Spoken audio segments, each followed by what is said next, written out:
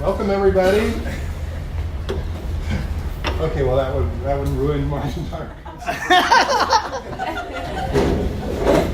we're here for a wonderful master's defense of Lizette Guzman-Zaragoza. She got her undergraduate degree at San Diego State, and I have all these great little anecdotes that I want to present, but apparently it's a blank card. So Jose, you want to take over? All right. So it really is a unbelievable pleasure to be introducing Lizette for her thesis defense. We've had the pleasure of having Lizette with us in both my lab and Tom's lab. When Lizette got here, she was in love with turtles. And all she could talk about was turtles. Every piece of paper that we got from her, there were turtle doodles on. And she kept talking about, I just really wish I could be working on turtles for the first year. Tom and I, fortunately, didn't take this personally. We understand the charisma of a turtle swimming through crystal water. But Lizette's other love was botany. And so she had initially approached Tom to come do a master's thesis in his lab. Wasn't quite sure what she wanted to work on. And Tom and I hoodwinked Lizette into thinking about doing a molecular systematics project in which she would take a next-gen sequencing approach to look at the genome of this species of trees called manzanitas to try to resolve some of the questions of their phylogeny. And you'll hear way more of this, and I don't want to steal Lizette's thunder at all. But it was a hard road. The techniques in this field are still nascent. They're still being developed. The species are hard to work with. The molecular biology is hard to work with. The analytical component is hard to work with. All right. To make matters worse, Lizette had two labs. She had Tom's lab doing the sort of plant ecology part, and then my lab doing the more bioinformatics genomics. And as everybody knows who has ever worked for two bosses, it's hard to satisfy both. Although if you're smart like Lizette, what you do is you tell one boss, oh, this month I'm going to be working in their lab. And you tell me that you're working in Tom's lab, and nobody's surprised not to see you. And so you can actually have some peace and quiet and get some work done. All right. Not mentioned in this is also that Lizette did a fair amount of this work also with the Cal Academy, and so with Dylan Burt and over there, who was an instrumental part of helping Lizette in these early parts. So the amazing thing that I was always grateful for when dealing with Lizette is that she was not afraid of things. She jumped into these projects wholeheartedly. She was not afraid to get her feet wet and jump into the deep end of the pool. And so she set off. She spent a good amount of time trying to figure out what the best samples were to collect. She went all over Northern California looking for the right tree. Eventually found one, right? This is the right one? Yes. It is the right one. Or we should say was? Yes. Was the right one. And ended up doing a phenomenal amount of work on this. But Lizette also knows how to have fun. She and I could relate on many levels with our passion for life. Turn the lights out behind you so we can see her better. Perfect. One more. That's the same. So she's way back in the back there, having gin, I believe, with the Parker lab. She also partied with the De La Torre lab. Wow, the colors are really off.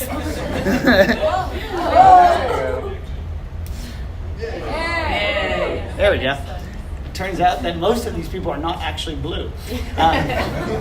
And throughout this, there were ups and downs, as in every research project, but Lizette persevered, and it's that perseverance that we're here to celebrate today. And it was really, really quite striking because there were some really tough times working with some very difficult samples, and And Lizette is a person who likes to try to solve things on her own initially, which is admirable.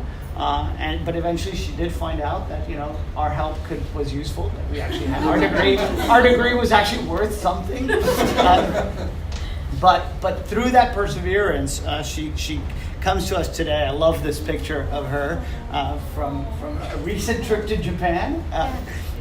But it is really a tremendous pleasure, Lizette, to have you here today, defending your hard work and telling us about the story of how you got to be where you are. All right. Thank you. Thank you, Jose, for the great introduction, Jose and Tom. I'm very excited to be here today and finally be able to share the findings of my master's project with all of you today.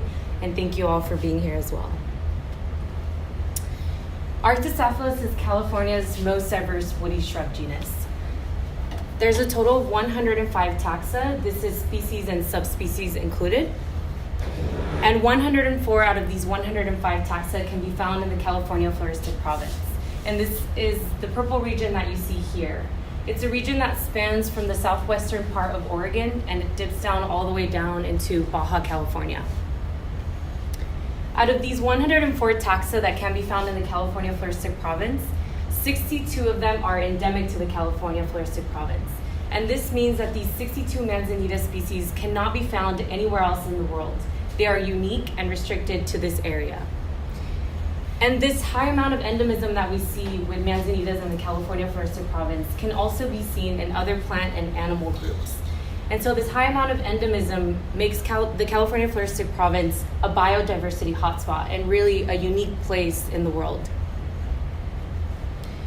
When we start to think about what are some of the characteristics of the California floristic province that could potentially be sustaining this unique relationship between Manzanitas and their endemism to the region, there's a few characteristics that stand out and that we believe are the catalyst for bringing about this relationship, but also for sustaining it. The first is that the California floristic province has a Mediterranean-type climate. And a Mediterranean-type climate is characterized by cold, wet winters and dry, hot summers. The dry, hot summers being especially important because Manzanitas depend on fires and fire regimes for their different life strategies. And so the Mediterranean-type climate also only exists in a handful of places in the world. The second is that the California floristic province has a great array of topographies, habitats, and soils. Specifically the soils. So it offers a varying amounts of different soils, and Manzanitas are actually experts at being able to survive in a large range of soils, including nutrient deficient soils. So Manzanitas are able to establish themselves in these nutrient deficient soils and for the most part actually outcompete other plant groups that also try to establish themselves there. Manzanitas exist everywhere along the California floristic province. They can be found in the Sierra Nevada mountains and in the fog-covered hills of the Pacific coast, and even on mountain slopes in dry and arid environments. They've really been able to, again, establish themselves throughout the California floristic province and thrive. So when botanists first started looking at defining species within the genus, they began by using traditional morphological methods. So this means describing their flowers, their fruits, their leaves, and other morphological characteristics.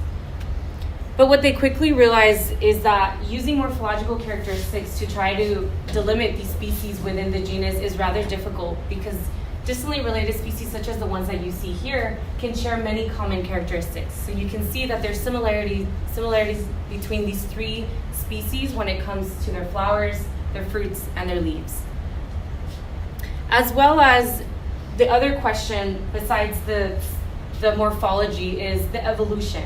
So when we start to ask, how is it that Manzanitas evolved? How is it that they radiated to this large number of species? And how are they able to adapt to all of these varying environments that the California floristic province has to offer? And the bottom line is that Manzanita morphology doesn't tell us anything about that side of the question. It doesn't help us understand how they evolved, and it doesn't help us understand how they were able to radiate. So other avenues began to be explored. And the first one was the use of the internal transcribed spacer marker, or the ITS marker. So here we see this initial shift from the use of morphological methods to DNA data. And to date, 3 studies have used the ITS marker in order to try to resolve these species relationships within the genus. And ultimately what happened is that they were able to establish these 2 large clades that you see in the phylogenetic tree. But if you look down the phylogenetic tree, you can see this comb-like structure, and that means that within each one of these clades, there isn't any further resolution that has happened. So the species relationships within the clades is still unresolved. As well as the fact that the latest study actually had to lump 44 different Manzanita species into this gray leaf haplotype. So that means that these 44 Manzanita species had completely identical ITS sequences when they were used in this study. And so although the ITS marker has been commonly used with plants, bacteria, and fungi, unfortunately, for the purposes of Manzanita phylogenetics, it is not variable enough to tell us more about these species relationships. So we began by looking at other potential sources of DNA, of which there are 3: the nucleus, the mitochondria, and the chloroplast. We decided to further explore the chloroplast for a few reasons. The first is that it's reasonable in size in comparison to, for example, the nucleus, which is much larger, as well as the fact that there's a large chloroplast database that's available and that we could mine and use some of that data for our own analyses. The third is that within a typical plant cell, there's multiple chloroplasts, and that means a larger amount of DNA data for us to use. As well as the fact that at the time when we were developing our project, chloroplast DNA had been successfully used to resolve a lot of phylogenetics and species relationships within other plant genera, such as the ones that you see here.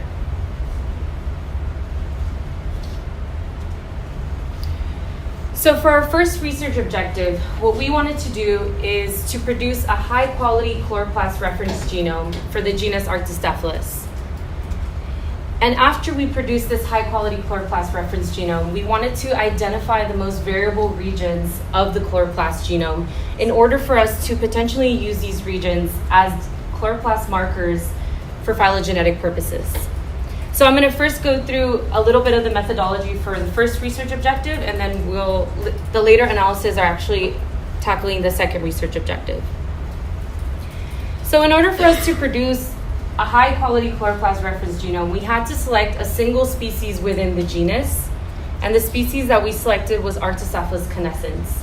There's a few criteria that helped us select this single Manzanita species, especially when we've already seen that there's so many to choose from. So the first thing that we looked at is the distribution of the Manzanita species that we were going to choose. Arctostaphylos canescens has a wide distribution in comparison to some of the other Manzanita species that can be very restricted and have a very small distribution. We were interested in something that had a wider distribution because the implications of our study would be able to be applied to a wider geographic range. The second thing that we looked at is the ploidy level of the plant. So Arctostaphylos canescens is a diploid. There's also tetraploids within the genus. And when we're looking at the ploidy level of a plant, that's directly related to the sequencing efforts that we were going to need to do in order to achieve that high quality chloroplast reference genome that we wanted to sequence. And then the third, specifically for the Arctostaphylos canescens that we collected, and in the location that we collected it in, which was Napa Valley, we wanted to choose a species that was not of hybrid origin.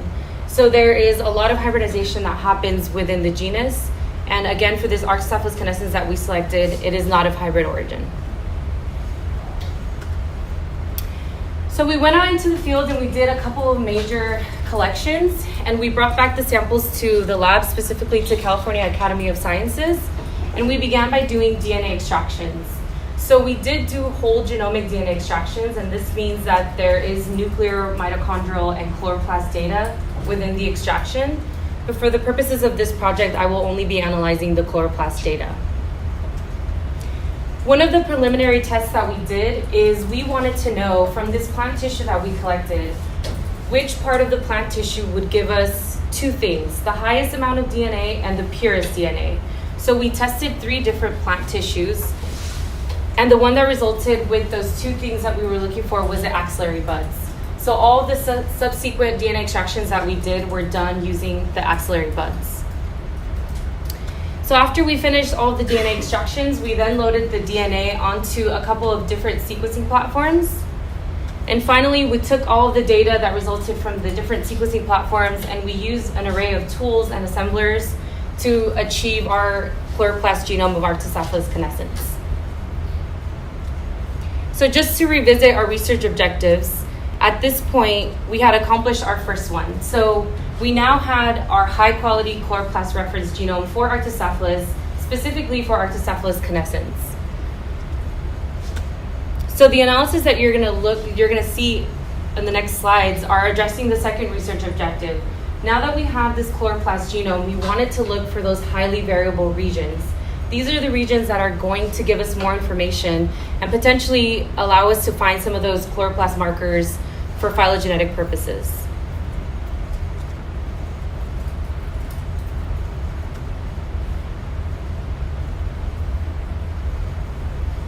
Let's skip this slide. Okay. So just quickly, these are some of the tools that we use for our analyses. So we did do some whole chloroplast genome comparisons. We looked at nucleotide sequence variations, substitution rates, a couple of single point mutation analyses, and then we finished off by doing some phylogenetics within the larger Aracales group. So our first research question, and one that addresses the second research objective directly, is what are the areas of the Manzanita chloroplast genome with the highest amount of variability? And we began by doing a whole chloroplast genome analysis. So we took the chloroplast genome of Arctocephalus canescens and we compared that to the whole chloroplast genome of these 5 other Aracales members. So what you're seeing here is the chloroplast genome. And the chloroplast genome is typically a circular structure, but for the purposes of this figure, we've linearized it. So you're looking at it from left to right, the beginning to the end. And then these blue and yellow bars that you see, you'll see it in this figure and you'll see it in all the subsequent figures as well. This is just to guide you in terms of what part of the chloroplast genome you're actually looking at. So a typical chloroplast genome has these 4 major parts, and that's just to let you know which area you're focusing on. So if you look at the number 1 and if you look across, what you're actually seeing is the differences that were found when we compare the whole chloroplast genome of Arctocephalus canescens to the whole chloroplast genome of Arbutus unido. And you see that in number 2 as well. So these are the differences again that we found when you compare Arctocephalus to the second Aracales member, which is Vaccinium.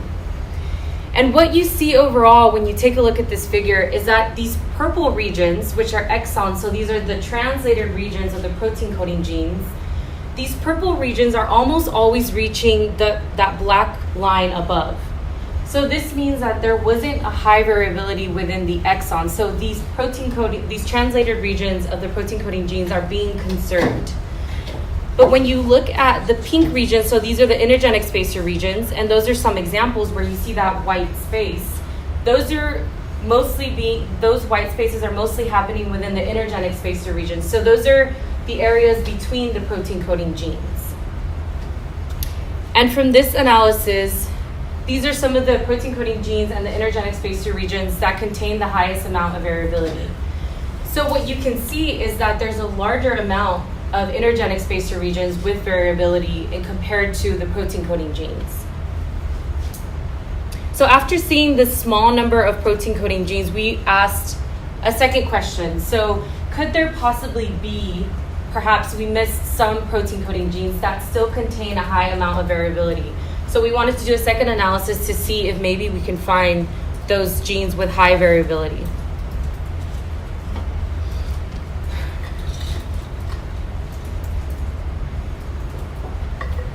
So this figure, it's showing you the differences between the nucleotide sequences of Arctocephalus canescens and its most closely related species, Arbutus unido. So they belong to the same family, and Arbutus unido is the most closely related species that also had a chloroplast genome available. And what we see is that these protein coding genes are scattered. So there is a difference in variability when we look at just the protein coding genes. And if you're looking at the bottom of this figure, these are protein coding genes that are more divergent. So they're more different when they are compared between Arctocephalus and Arbutus. The ones at the top are less divergent, so they're more conserved. But if you look at the y-axis, it doesn't span a great range. So at most, it's a 2% divergence that has occurred. So at most, this 2% divergence has happened over 30 to 40 million years since Arctocephalus and Arbutus last shared a common ancestor. So this brings us to our next research question. Because we see this high conservation of protein-coding genes, we wanted to ask about the possible selective pressures that were acting on keeping these protein-coding genes highly conserved. So when we're looking at selective pressures within protein-coding genes, we're measuring changes. And the two changes that we're using is synonymous and non-synonymous. So synonymous changes, represented by the Ks, is when there's a change in the nucleotide sequence that does not result in the change of the amino acid that's produced. And then on the other hand, you have non-synonymous changes, which is a change in the nucleotide sequence that does result in a change of the amino acid. Selective pressures are measured as a ratio, so they're measured as a ratio of Ka to Ks, so a ratio of non-synonymous to synonymous changes. And specifically for the selective pressure that we wanted to look at, we were interested in finding a positive selective pressure. So if you look at the key, a positive selective pressure is one where the Ka-Ks ratio is greater than 1. So this means that you have the numerator as a higher value. So you have that Ka as a higher value, which means there's more changes that are accumulating in the nucleotide sequence that'll give us that variability that we're still looking for within the chloroplast genome.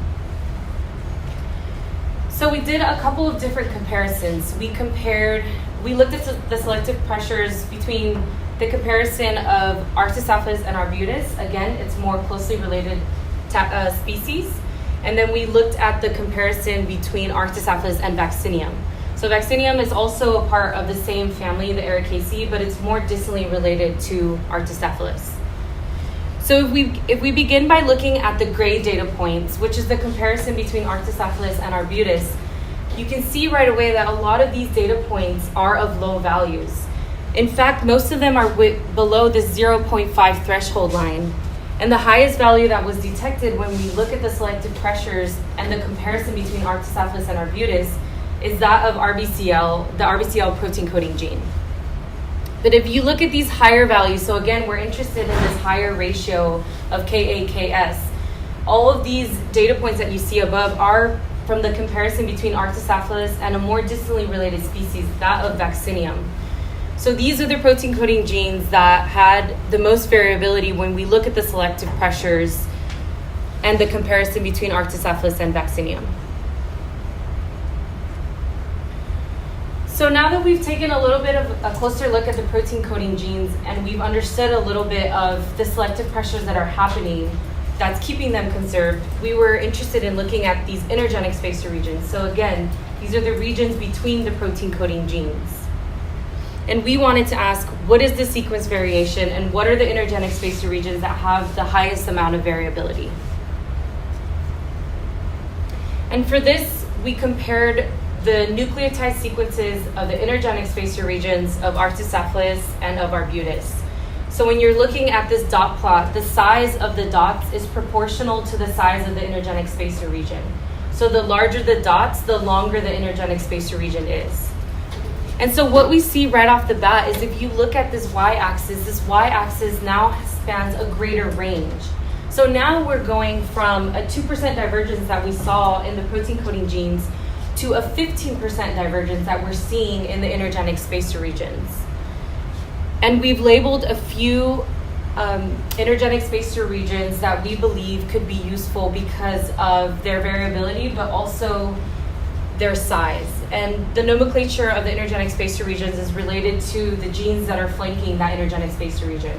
So the first part of the name is the upstream gene that's located before the intergenic spacer region, and the second part of the name is the downstream gene that's after the intergenic spacer region.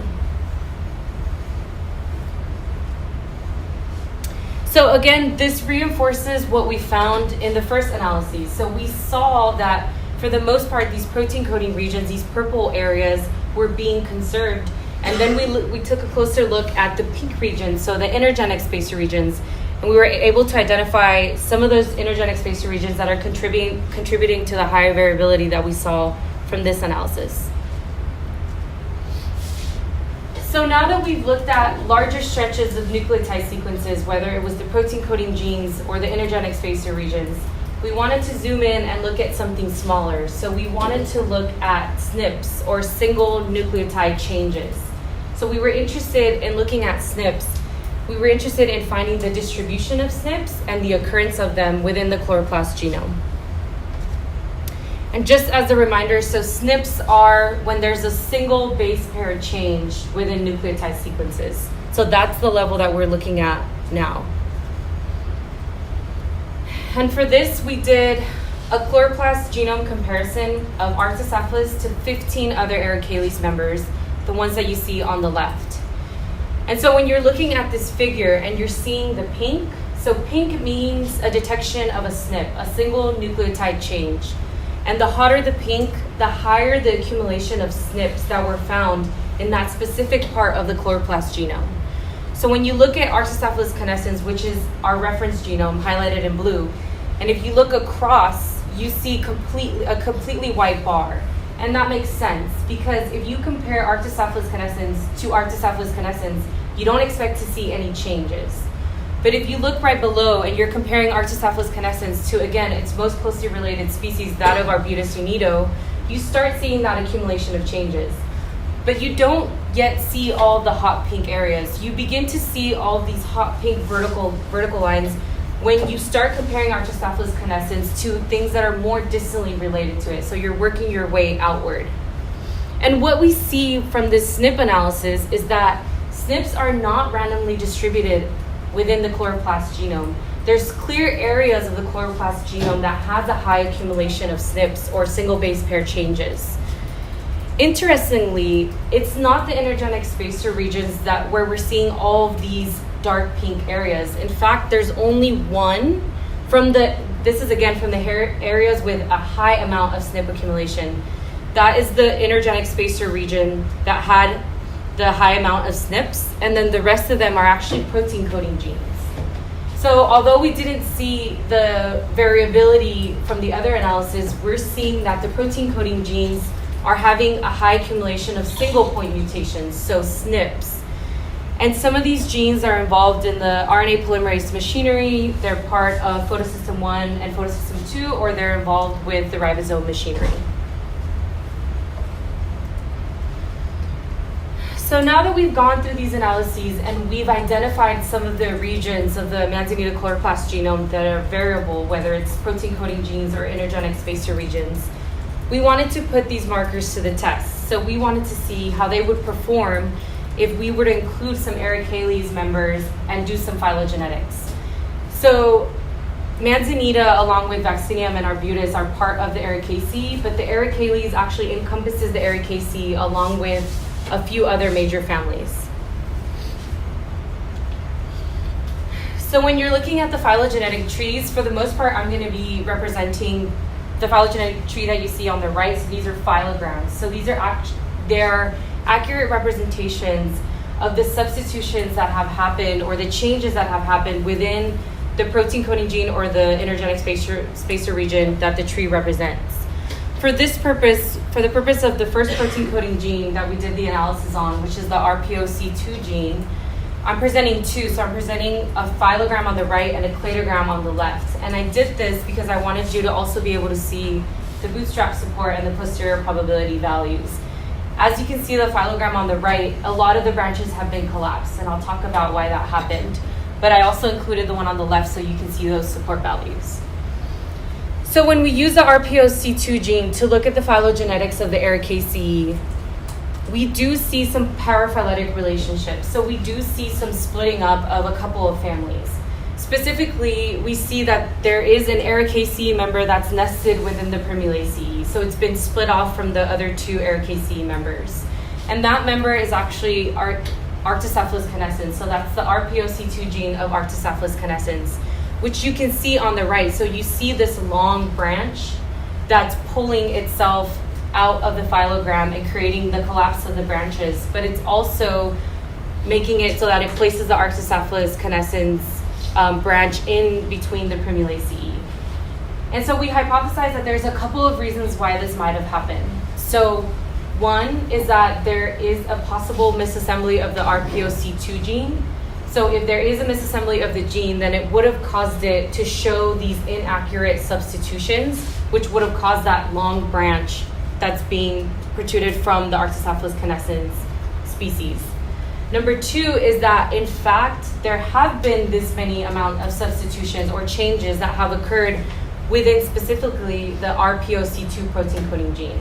And so this means that if in fact that is the case and there has been that many changes that have occurred in the RPOC2 gene, it might not prove useful and almost impossible to use when it comes to resolving the phylogenetics of the Ericales and of other Ericaceae groups. So the other two protein coding genes that we tested were the RBCL and the NDHF gene. And the RBCL is a very common protein coding gene, or a very common chloroplast gene that's used in plant phylogenetics. When you think of chloroplast markers, you probably automatically think of the RBCL gene.